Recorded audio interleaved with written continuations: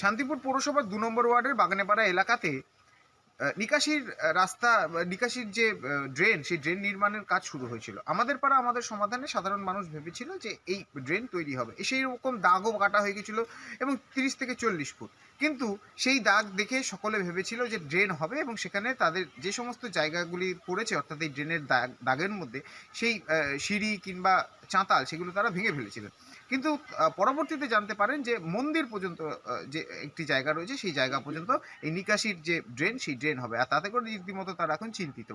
যদিও এই বিষয়ে যিনি ওই এলাকার কাউন্সিলর তার প্রতিনিধি তিনি জানিয়েছেন যে এটা না ভুল বোঝাবুঝির কারণেই হয়েছে। তার কারণ বিভিন্ন জায়গাতে ১০ লক্ষ টাকার যে রাস্তার সমস্ত কাজকর্ম করা হয়েছে তার মধ্যে থেকে ২ লক্ষ টাকা দিয়ে এই নিকাশির কাজ করা হবে। তবে হ্যাঁ, এই নিকাশির কাজটা খুব দরকার, এলাকাবাসীর দরকার।